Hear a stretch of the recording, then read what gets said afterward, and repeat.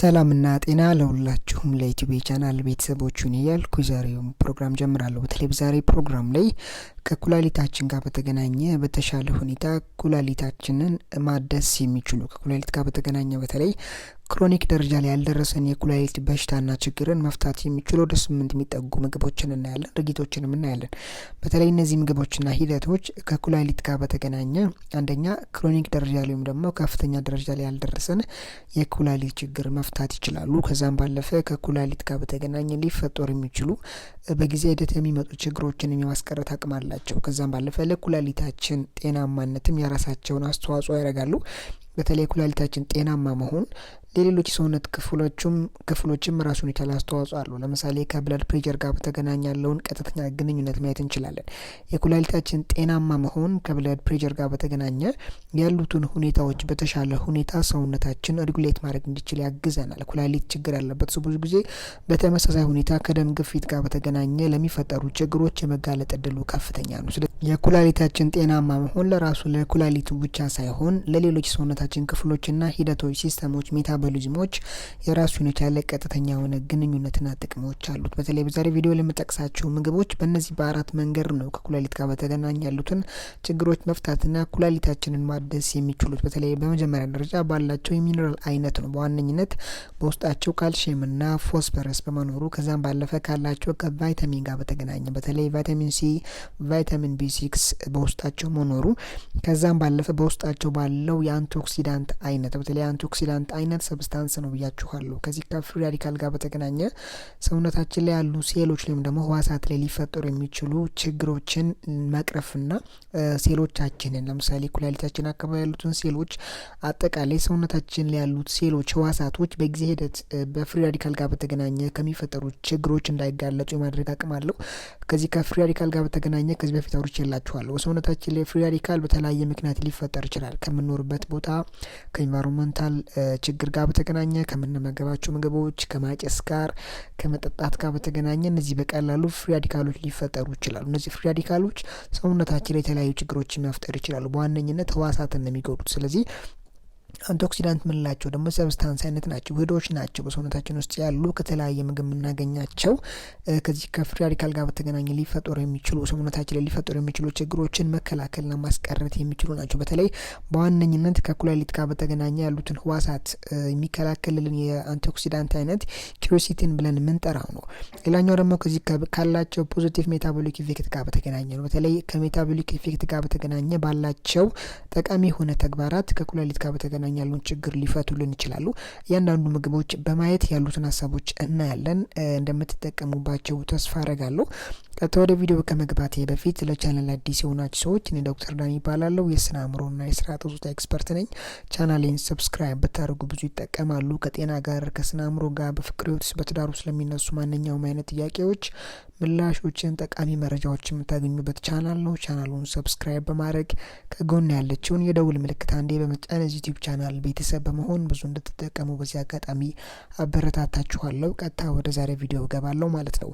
በዛሬ ቪዲዮ ላይ መነሻ ላይ እንደተናገርኩት ከኩላሊት ጋር በተገናኘ ኩላሊታችንን ማደስ የሚችሉ ከዛም ባለፈ ክሮኒክ ደረጃ ላይ ያልደረሰን የኩላሊት በሽታ ወይም ደግሞ ኪድኒ ዲዚዝ ብለን የምንጠራውን መከላከልና ማስቀረት የሚችሉ 8 ምግቦችን እናያለን። ከነዚህ ምግቦች መካከል አንደኛው ሙሽሩም ነው ወይም ደግሞ እንጉዳይ ብለን የምንጠራው ማለት ነው። በተለይ ሙሽሩም ወይም ደግሞ እንጉዳይ ብለን የምንጠራ በውስጡ የፖታሺየም ይዘት አለው። በተለይ እንጉዳይ ውስጥ ያለው የፖታሺየም አይነት ኩላሊታችን ላይ ተጽዕኖ የማይፈጥር በተቃራኒው ግን ከፍተኛ የሆነ ተጽዕኖ መፍጠር የሚችለው ለምሳሌ ከኩላሊታችን ስራዎች መካከል በጥቂቱ ሁለቱን ብናይ አንደኛው ብለድ ፕሬሸር ሬጉሌት ማድረግ ነው። ሁለተኛው ደግሞ በሰውነታችን ውስጥ ያሉትን የፍሉይድ መጠኖች ባላንስ ማድረግ ነው። በተለይ ከዚህ ከፍሉይድ ጋር በተገናኘ ለምሳሌ ያክል ሰውነታችን ዲቶክሲፋይ ወይም ደግሞ ከሚያጸዳበት መንገዶች አንደኛው በፈሳሽ መልክ በሽንት መልክ የማጣራት ስራን ይሰራል። በእንደዚህ አይነት ሂደት ውስጥ በተለይ ፍሉይድን ኢምባላንስ የነበረውን የፍሉይድ መጠን ባላንስ በማድረግ ሂደት ውስጥ ፖታሺየም ቀጥተኛ ጥቅምና አስተዋጽኦ አለው። ለምሳሌ አሁን ለምሳሌ በተለይ የተለያየ ድርጊቶችን የምታደርጉ ሰዎች ለምሳሌ በጣም አብዝታችሁ ቡና የምትጠጡ ሰዎች፣ መጠጥ የምትጠጡ ሰዎች፣ በቂ እንቅልፍ ማታገኙ ሰዎች ከዚህ ከኩላሊት ጋር በተገናኘ በቀላሉ የኩላሊት ችግርን ሊፈጥሩ የሚችሉ ሂደቶችና ድርጊቶችን ልምዶችን የምታደርጉ ሰዎች እነዚህ መጠቅሳችሁ ምግቦች ብትመገቡ በእርግጥ እነዛን ልምዶች ማቆም ያስፈልጋችኋል። እነዛን ልምዶች አለማቆም ለምሳሌ በጣም አብዝቶ ቡና የሚጠጣ ሰው፣ እንቅልፍ በስርዓቱ ማይተኛ ሰው፣ መገገብ ያልተስተካከለ ሰው እነዚህን ሂደቶች ማስቀረት መቻል አለበት። ከነዛ ልምዶች ጋር በተገናኘ ሊፈጠሩ የሚችሉ ጊዜያዊ በጊዜ ሂደት የሚፈጠሩ የኩላሊት ችግሮችን ለመፍታት ግን እነዚህ ምግቦች መጠቀም ያስፈልጋል። ለምሳሌ ቡና አብዝታችሁ የምትጠቀሙ ሰዎች ሙሽሩን በተሻለ ሁኔታ ብትመገቡ ከዚህ ከቡና ጋር በተገናኘ በተለይ ሰውነታችሁ ለሚፈጠረውን ፍሉይድ ኢምባላንስ ጋር በተገናኘ የሚፈጠረውን የኩላሊት ጠጠር የማስተካከል አቅም አለው። ምክንያቱም ፍሉይድ ኢምባላንስ በሰውነታችን ላይ ከሌለ ከዛ ጋር በተገናኘ የኛው የኩላሊት ጠጠር የሚፈጠርበት ሁኔታዎች ይቀንሳሉ። ስለዚህ አንድ ሰው ለምሳሌ ሙሽሩን ወይም ደግሞ እንጉዳይን በሳምንት በ3 ቀን ልዩነት ውስጥ በ3 ቀን አንድ ጊዜ 304 ሚሊ ግራም ይዘት ያለውን ሙሽሩን ቢጠቀም ከኩላሊት ጋር በተገናኘ በተለይ ከዚህ ከፈሳሽ ይዘት ጋር በተገናኘ ከምንወስዳቸው በፈሳሽ መልክ ከምንወስዳቸው ኩላሊታችን ላይ ሊፈጥሩ ከሚችሉ ችግሮች ጋር በተገናኘ የሚፈጠሩ ሁኔታዎችን የመቀነስ አቅም አለው። ያ ማለት በሳምንት 1-2 ወይም ደግሞ ከ2 እስከ 3 ጊዜያት ውስጥ ሙሽሩን ብንጠቀም በእያንዳንዱ ጊዜያት ውስጥ 304 ሚሊ ግራም ሙሽሩን ይዘት ያለውን የሙሽሩን ወይም ደግሞ እንጉዳይ ምግብ በሳምንት 3 ጊዜ ብንጠቀም ከዚህ ከፈሳሽ ጋር በተገናኘ የሚፈጠረውን ኩላሊታችን ላይ ከመጠጥ ጋር በተገናኘ ሊሆን ይችላል፣ ከቡና ጋር በተገናኘ በጣም ለስላሳ አብዝቶ ከመጠጣት ጋር በተገናኘ በፈሳሽ መልክ የምንወስዳቸው ኩላሊታችን ላይ ሊፈጠሩ የሚችሉ ችግሮችን የማስተካከል አቅም አለው። ያ ማለት ግን ድርጊቶችን በማድረግ ሙሽሩን ስለተጠቀምን ሙሉ በሙሉ ኩላሊት ችግር አይፈጠርም ማለት አይደለም። እኛም የምናደርጋቸውን ድርጊቶችና ልምዶች ግን ማስቀረት መቻል አለብን። ሌላኛው ከዛ ባለፈ ደግሞ በተለይ ጥቅል ጎመን ነው። በተለይ ጥቅል ጎመን በዋነኝነት በውስጡ የቫይታሚን ኬ፣ የቫይታሚን ሲ እና ቫይታሚን B6 ይዘት አለው። በተለይ እነዚህ ቫይታሚኖች እጥረት በዋነኝነት በተለይ ክሮኒክ ኪድኒዝ ወይም ደግሞ ሲኬዲ ብለን የምንጠራው በዋነኝነት ከዚህ ቀጥተኛ ሆነ ኩላሊት ላይ ከሚፈጠሩ ችግሮች ኩላሊት ላይ ለሚፈጠሩ የተለያዩ ችግሮች በዋነኝነት ምክንያት ከሚሆኑ የንጥረ ነገሮች ጉድለት መካከል በዋነኝነት የቫይታሚን ሲ፣ የቫይታሚን ኬ እና የቫይታሚን B6 እጥረት ነው። በዋነኝነት በጣም የቫይታሚን ኬ፣ የቫይታሚን ሲ እና የቫይታሚን B6 እጥረት ያለበት ሰው በቀላሉ ክሮኒክ ለሆነ የኩላሊት በሽታ የመጋለጥ እድሉ ከፍተኛ ነው። ስለዚህ አሁን ጎመንን ብትጠቀሙ በቀላሉ እነዚህን ከኩላሊት ጋር በተገናኘ ላይ የሚፈጠሩ ችግሮች ምክንያት መሆን የሚችሉትን እነዚህን 3 ቫይታሚኖች እጥረት በሰውነታችሁ ላይ ማስቀረት ትችላላችሁ። በተለይ አሁን የጠቀስኳቸው ቫይታሚን ኬ፣ ቫይታሚን ሲ እና ቫይታሚን B6 ብለን የጠራናቸው እነዚህ ቀጥተኛ ከኩላሊት ጋር በተገናኘ ቀጥተኛ ግንኙነት አላቸው። በተለይ ኩላሊታችን ከዚህ ከፍሉይድ ጋር በተገናኘ የመቆጣጠር ስራ በሚሰራበት ጊዜ ራሳቸውን አስተዋጽኦ ያደርጋሉ። ዲቶክሲፋይም ደግሞ ማጥራት ስራ በሚሰራበት ጊዜ ራሳቸውን አስተዋጽኦ ያደርጋሉ። ብለድ ፕሬሸርን ጉሌቶም ደግሞ በሚቆጣጠርበት ጊዜ ራሳቸውን አስተዋጽኦ ያደርጋሉ። ስለዚህ ጥቅል ጎመንን በመመገብ አትሊስት በሳምንት 2 እና 3 ጊዜ በመመገብ አዘውትሮ በመመገብ ከዚህ ጋር በተገናኘ ሊፈጠር የሚችለውን ችግር መቀነስና ማስተካከል ይቻላል። ሌላኛው ከዚህ ባለፈ ደግሞ በተለይ ፓይናፕል ብለን የምንጠራው ነው። ፓይናፕል በውስጡ ከመገብ መፈጨት ጋር በቀጥተኛ ግንኙነት ያላቸውን ኢንዛይሞች በውስጡ ይዟል። ለምሳሌ ያክል ከዚህ ከፕሮቲንን ዳይጀስት ከማድረግ ሂደት ጋር ከሚያግዙ የቫይታሚን የኢንዛይም አይነቶች መካከል አንደኛው ብሮሚሊን ብለን የምንጠራው ነው። ብሮሚሊን ብለን የምንጠራው በሰውነታችን ውስጥ ያሉ ፕሮቲኖች በቀላሉ ዳይጀስት እንዲሆኑ የማድረግ ስራን ይሰራል። ለምሳሌ ፕሮቲን ይዘት ያላቸውን ምግቦች በጣም አዘውትሮ የሚመገብ ሰው በቀላሉ ከኩላሊት ጋር በተገናኘ ለሚፈጠር የኩላሊት ጠጠር ችግር የመጋለጥ እድል ይኖረዋል። ያ እድል እንዳይኖር ፓይናፕል ወይም ደግሞ አናናስን በተደጋጋሚ ብትመገቡ በሰውነታችን ውስጥ የምንጠቀማቸው ፕሮቲኖች በቀላሉ ዳይጀስት እንዲሆኑና በቀላሉ እንዲፈጩና ከዚህ ከፕሮቲን መጠን መብዛት ጋር በተገናኘ የሚፈጠረውን የኩላሊት ጠጠር የማስተካከልና የማስቀረት አቅም አላቸው። ስለዚህ አናናስን ብትመገቡ እጅግ በጣም ጠቃሚ የሆኑ ጥቅሞችንና አሁን የነገርኳቸውን አስተዋጽኦዎች ማግኘት ትችላላችሁ። ሌላኛው በተለይ እንቁላል ነው። በተለይ እንቁላል ላይ አስኳሉን ሳይሆን ነጭኛውን የእንቁላል ክፍል መመገብ በጣም ጥሩ ነው። በተለይ በዚህ እንቁላል ውስጥ ያለው በተለይ አልቢኒየም ብለን የምንጠራው የፕሮቲን አይነት ነው። ደማችን ውስጥ የሚገኝ የፕሮቲን አይነት ነው።